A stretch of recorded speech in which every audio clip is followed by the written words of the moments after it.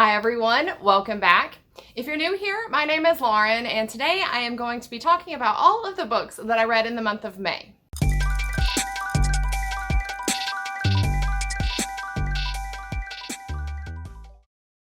So I would say overall, May was a really interesting reading month. I read a grand total of 2,319 pages. I started 6 books this month. I completed 5 of those, so one of those was a DNF. And also there was another book that I continued. I'd already started and I continued over the course of May. I'm doing a Stormlight Archive read-along and I'm just continuing in that, so I will talk about that at the end of the video. But as far as all of the books that I started and completed this month, for ratings I gave 1 2.5 star, 1 3 star, 1 3.5 star, 1 4 star, and 1 4.5 star. So truly all over the place with ratings. I'm not really sure how I feel about my reading month because it was just such a mixed bag of books that I read. I like the variety though, so I'm gonna say overall it was a good reading month. So let's just jump right in and talk about all the books I read in May. So I think that the first book that I want to talk about is the book that I DNF'd. After that though, I will talk about the books in the order that I liked them. So starting with the book I liked the least and moving up to the book I liked the most so we can end on a high note. So the book that I unfortunately DNF this month was The Stars Beyond by S.K. Dunstall. This is the continuation of a series. I'm not sure what the series is called. The first book is called The Stars Uncharted, which is right here. I read this last year and really enjoyed it. In fact, I would really recommend that book for people who are fans of The Long Way to a Small Angry Planet. It has a very similar feel to it, just kind of a ragtag crew on, this really exciting mission. So I was really excited to get into the second book, The Stars Beyond. However, I think I need to reread the first book because it felt way too unfamiliar to me. I had no recollection of a couple of the characters that were playing pretty big roles in this book, and one in particular that I do not recall at all from the first book who has a massive role in this book. So I feel like due to that, it was really hindering my ability to get into this book. This is a soft DNF. I will come back to it later after I've reread the first book.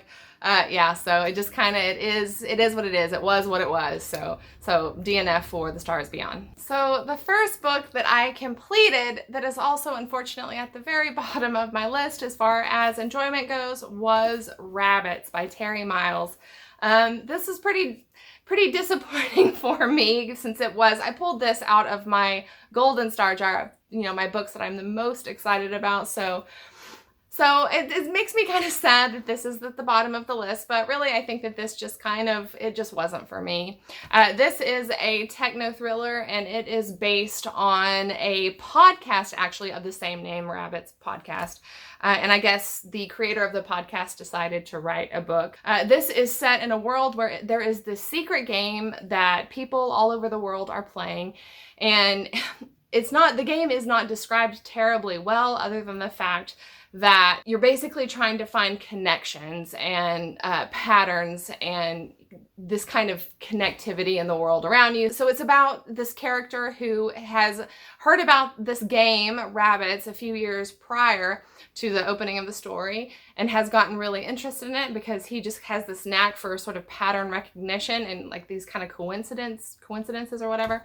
And this very wealthy person who supposedly had played the game in a previous iteration approaches him and says that the game is broken, and if it isn't fixed before the next iteration of the game starts, the world is going to end. Literally, it will be the end of the world. And so our main character, whose name is K, the letter K, sets off to try to fix the game Rabbits. I really love the idea of this book. This is something it's kind of weird, and I can generally get behind, really get behind a book that's like this, but a big problem that I had with this book is that it was incredibly convoluted. It just feels very tedious. It became quite repetitive. It just was this never-ending string of clues. By the time you get so far down the path, you can't even remember everything that's come before. This became very tiring. It didn't feel like it was rooted enough in reality for me to get any kind of attachment to the story or the characters.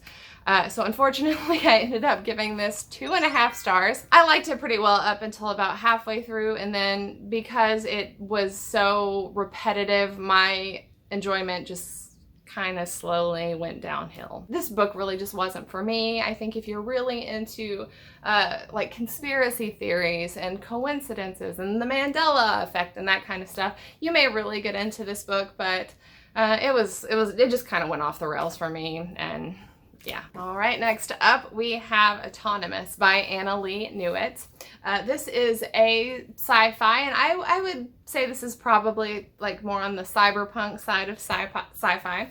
And this is the story of a woman named Jack, and Jack is a patent scientist, specifically patents on medications. She takes these sort of high-end medications that average people or the poor cannot afford, and she reverse engineers them and creates, you know, a lot of these medicines to give out to the people who really need it, who can't afford it otherwise, and is kind of a pirate in that regard. And the book kicks off with some drug that has a very dangerous drug that has had some very serious side effects and is killing people. She catches wind of this whole thing happening and then believes that a drug that she reverse engineered and put out into the community is what has caused this sort of medical crisis. The authorities are, of course, trying to track her down, and she is hiding from them, and while also trying to figure out some sort of antidote to this medication, this very dangerous medication. This book had some pretty interesting commentary on both artificial intelligence and slavery. This book actually has human slavery in it. And in a lot of cases, the AI, the robots in this book are a lot more free than many of the humans. So there is some pretty interesting commentary on those topics. Overall, I enjoyed this book. It was also kind of middle of the road for me. I ended up giving this book 3 stars. I'm not docking it because it did anything wrong, really. It didn't do anything wrong. It's just, I finished this book a couple weeks ago, and I am very much already forgetting a lot of what happened in it. So that's just a me thing. That's not a problem with this book at all. The book did exactly what it was supposed to do. It was an enjoyable read. Had some very interesting commentary in it. A fun, action-packed plot. If you like techno thrillers, if you like cyberpunk sci-fi, if you like you know, AI and stuff surrounding artificial intelligence, I would absolutely recommend that you pick up this book. It was definitely a worthwhile read. Next book up the list, we have Relics by Tim Levin. This is an urban fantasy, and it is set in London, and it follows an American woman who lives in London, and she is a criminology student, and she seems to live, you know, she has a pretty seemingly normal life until one day her fiance vanishes, and so she sets off trying to figure out what happened to him, and discovers this underground, I wouldn't call it a society, but this underground black market, basically, of these people that trade in these sort of fantastical, arcane items for like something like unicorn horns and fairies and things like that.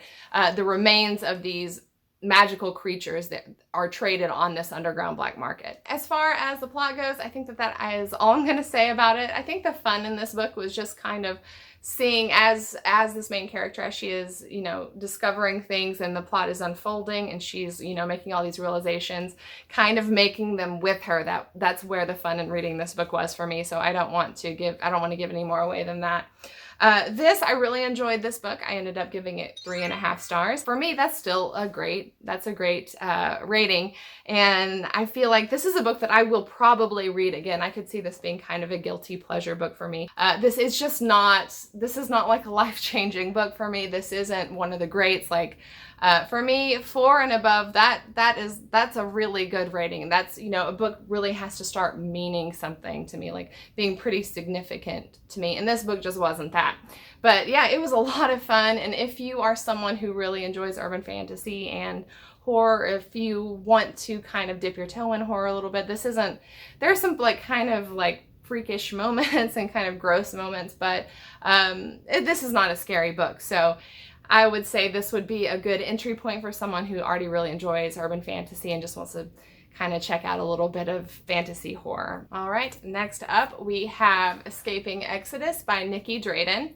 This is a sci-fi novel. It is a space opera, and it is set in a future where Earth apparently does not exist anymore. It's really focused around sort of the remnant of humanity having escaped, and these ships that they live aboard, which are actually they live inside of creatures that can survive within the vacuum of space, and they every certain amount of years the creature that they're living inside of and like flying through space in begins to die, and they have to capture another one and move into another creature. It sounds really weird saying it out loud, and it is a weird book. It is kind of a gross book. It has a lot to do with some of the bodily functions of a living creature, which can get a little gross, I'm not gonna lie. But I have absolutely never read anything even almost like this.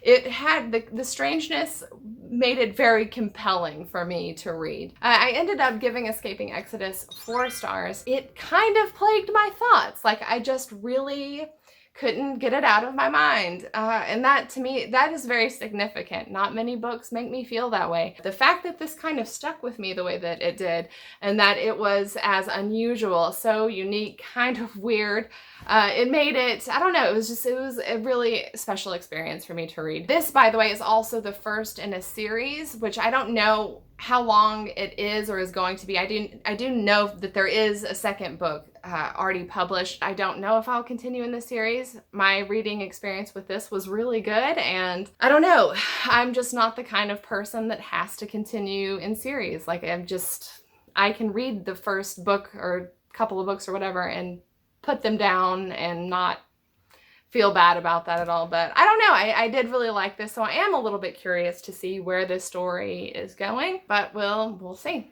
And the final book that I completed in May, that was my favorite of all the books that I completed, was Piranesi by Susanna Clarke. This I actually read. I did a reading vlog for, which I'll link it up here. This was a very unusual book. If you have read it before, I think you'll know what I'm talking about when I say that. This is really hard to categorize, really hard to describe, and I don't know, it's a one of a kind for sure. This is a story of a character named Piranesi, and he lives in this giant house that seems to be filled with endless rooms, and all the rooms are just filled with all of these sculptures of different scenes, different characters. And his main goal in life is to explore this house and learn about it and see all the rooms and see all the sculptures. The book is written in kind of sort of a diary style, and so it is just really his observations of the house and what it's like and what it looks like and what all the rooms look like and where everything is. There's one other person in the house that he calls the Other, a man that comes to visit him a couple times a week, and they are supposedly looking for the great and secret knowledge. But one day, as Piranesi is exploring the house, he finds this evidence of there possibly being another person inside of the house, and the plot begins to unfold from there. This book, I just really enjoyed my experience reading it. It just felt so magical. The writing style was absolutely beautiful. Piranesi was an incredibly lovable character. I wasn't too into the ending of the book, but it was okay. It was a fine ending. But aside from that, this was just a fantastic reading experience. Not a perfect book, but pretty dang close. So I ended up giving it 4.5 stars. I do know for some people it can be a little hard to get into because it is pretty strange. It's really, there's nothing quite like it. So if you do pick it up, know that it might take you a minute to get into it, but if you can kind of get over that first sort of hump and get into the story, it is definitely a worthwhile read. And the final book that I want to mention is the book that I am still in the middle of, and that is Words of Radiance by Brandon Sanderson. This is the second book in the Stormlight Archive, which I have been participating in a Stormlight Archive read along for the year for 2022. And I'm reading this for the second quarter. I will read the third book for the third quarter and the fourth book for the fourth quarter. And since my last wrap up, I've read another about 500 pages, and I'm still just absolutely loving this book. If you haven't read this, I'm not going to share any spoilers, but what I did want to mention is just kind of my feelings about the main characters of the story and how they've sort of grown and changed as I've made my way through this book. One in particular is the character Shallan, who in Way of Kings I was kind of about. I thought she was just not a very interesting character, kind of a needy person and very immature and inexperienced and kind of boring to read, but I've really grown to like her character in this book. She has gotten some experience under her belt and has become a very interesting character, so I've grown to enjoy reading about her a whole lot more, which is a good thing because she is featured in this book quite a bit. Interestingly enough, I have gotten really, really interested reading Adolin, which he is just such a snotty, spoiled brat in the first book, and he still kind of is a little bit in Words of Radiance, but his character is starting to become quite a bit more complex, a little bit more multifaceted, and I have just really been enjoying reading about him. I guess that's all I wanted to say about it. Like, just my feelings about the characters have been changing and shifting, but what has not changed is how much I'm enjoying this. The more I read it, the less I want to read anything else, so I feel like this has been a great experience thus far. I still have about a little over 400 pages left to read, which I will read over the course of June, and then hopefully be participating in a live show with some of my other BookTube friends, and I will be sure to share the details about that as the time gets a little bit closer. So that is going to be it for me today. These are all of the books that I read in the month of May. Well, all but Words of Radiance. I haven't finished this yet. I made progress on it, but this is everything that I was working on for the month of May. If you have read any of these books, I would love to hear what you thought about them, so please talk to me about them down in the comments below. Also, if you read anything particularly interesting this past month, I hope that you will talk to me about it down below as well. I am always looking for my next great book recommendation. If you enjoyed this video, I hope that you will like it and possibly subscribe, and I will see you next time.